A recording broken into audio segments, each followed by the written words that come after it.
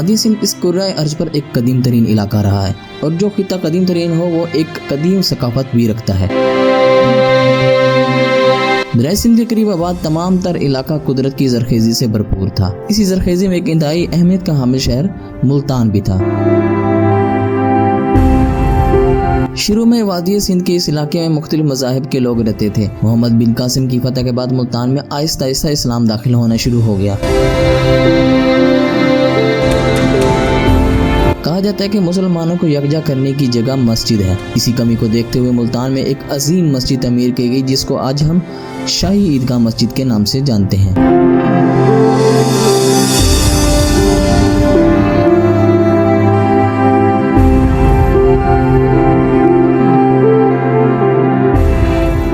शाही ईदगाह मस्जिद मुगलिया दौर की एक मस्जिद है जो शहंशाह मोहम्मद शाह रंगीले के दौर में 1719 और 1748 के दरमियान में मुल्तान के शुमाली मुजाफात में तमीर की गई थी।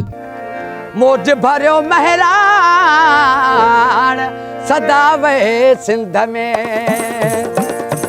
सुहिणा माण्हू प्यारा माण्हू ॿिया बि हज़ार सिंधी माण्हू पधरा लखन में सुहिणा माण्हू प्यारा माण्हू सुहिणा माण्हू ॿिया बि हज़ार सिंधी माण्हू पधरा लखन में सुहिणा माण्हू। इसकी माली आनत मुल्तान के मुगल गवर्नर नवाब अब्दुल समद खान ने की थी, जो अपनी तकवा और इंतजामिया की कारकर्दगी दोनों के लिए मशहूर थे। मुगलिया दौर की है ये, इस टाइम मुगलिया दौर की है ये, और नवाब अब्दुल समद साहब दलेर साहब ये सब ये लिखा हुआ है ऊपर भाई, ये ऊपर आप सारे लिख लेना। उनके बाद सैयद अपना अहमद सईद कादमी रहमतुल्लाह अलैह जो है ना, उन्होंने 1935 में शाही ईदगाह मस्जिद मुल्तान की अहम पहचान है। मस्जिद में काशीगरी का काम खास महारत से किया गया है। ये काशी का काम हुआ है, मुल्तान की सकाफत है, समझ आई। तो इंशाल्लाह बहुत प्यारा काम हो, जैसे पहले थी उसी ही हालत में उसी ही नक्शे में दोबारा तमीर हुई है, वैसी की वैसी।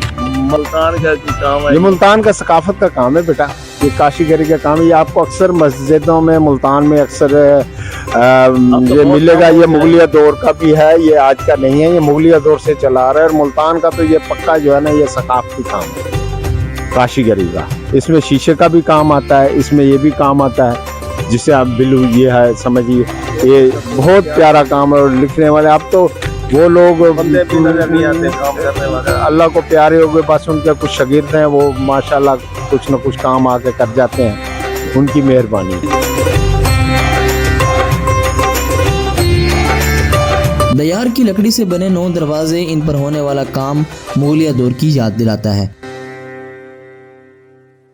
इस इमारत को तुर्की, लेबनान और दीगर ममालिक से आए ममारों ने तमीर किया है। इस मस्जिद की खूबसूरती की अपनी मिसाल आप है, जो आज भी अपनी असली हालत में मौजूद है।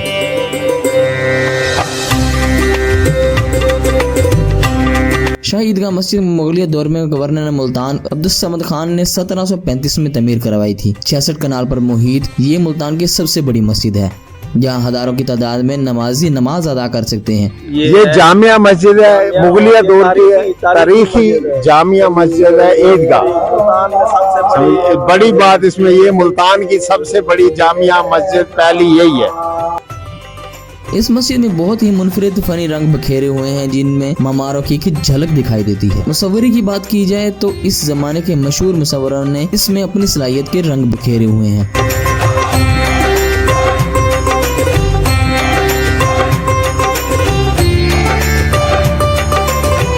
मस्जिद इंतजामिया की जानिब से शाही ईदगाह की खूबसूरती बरकरार रखने के लिए तज़ीम में तामीर का एक शाहकार शाही ईदगाह मस्जिद आज भी अपनी खूबसूरती से इन लोगों को अपनी तरफ माइल करती है। ये 7 गुंबदों वाले चैम्बर पे मुश्तमिल है, जो हम आहंगी से एक लंबी कतार में तरतीब दिए गए हैं, जो शहर के वस्त में खूबसूरती का एक नमूना है।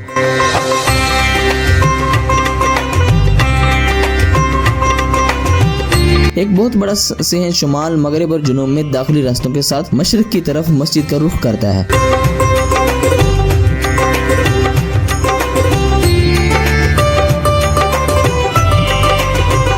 कहा जाता है कि 18वीं सदी के अवाइल में मुगल सल्तनत की जवाल पजीर मालियाती सूरत हाल के साथ साथ शहनशाह की बजाय मकामी गवर्नर की तरफ से इसकी सरपरस्ती की वजह से मस्जिद का डिजाइन काफी हद तक रोका हुआ है।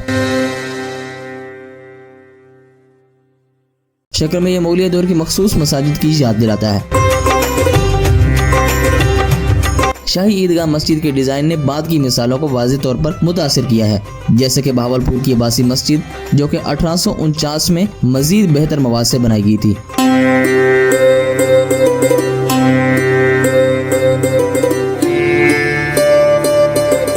जैसे कि उस दौर में मार्बल जो कि शाही ईदगाह मस्जिद के इंतजामिया के लिए बहुत महंगा था। मार्बल की बजाय अब अब्दुल समद खान ने नीली और सफ़ेद चमकदार टाइलों की मुल्तानी रवायत का आज़ादाना इस्तेमाल किया, जो नुमाया तौर पर आगे के बड़े हिस्से खास तौर पर मरकजी खलीज का अहाता करती है।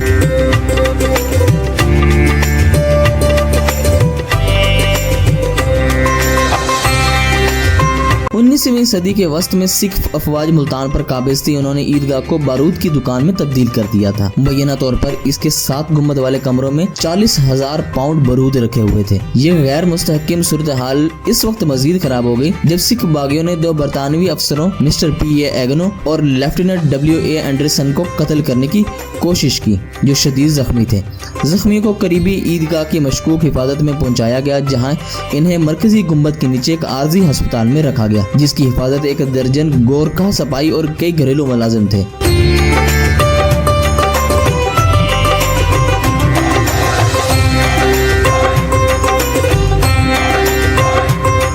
अपने बीमार बिस्तर से मिस्टर एगनो ने खदशा जाहिर किया कि कातलाना हमला अंग्रेजों के खिलाफ हमले का आगाज था और इसने भारी तोप को बर्दाश्त करने का बंदोबस्त करने की कोशिश की। ताहम सिख बागियों ने मस्जिद पर दावा बोल दिया और 2 जख्मी अफसरान को हलाक कर दिया, जिससे मुल्तान के बरतानवी मुहासरे और बिलाखिर सिख सल्तनत की तबाही हुई।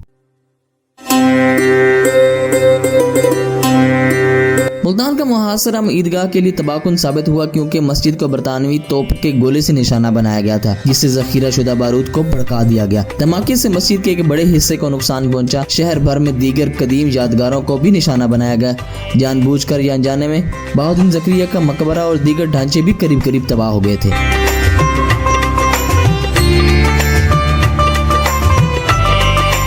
इसके बाद बरतानवी दौरे हुकूमत में मस्जिद की मुरम्मत करके दरबार में तब्दील कर दिया गया। 1891 में इमारत को अपने असल काम के लिए बहाल कर दिया गया और ये तब से काम कर रही है।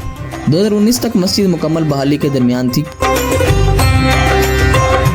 काशीगरी और ग्लो प्रोटेक्ट का हसीन इम्तिजाज इस खूबसूरत मस्जिद के गुंबद की खूबसूरती को दोबारा करते हैं। मस्जिद को रोगन टाइल और ब्लू पोट्री से और फूलों की पत्तियों से मुल्तान की काशीगरी से सजाया गया है।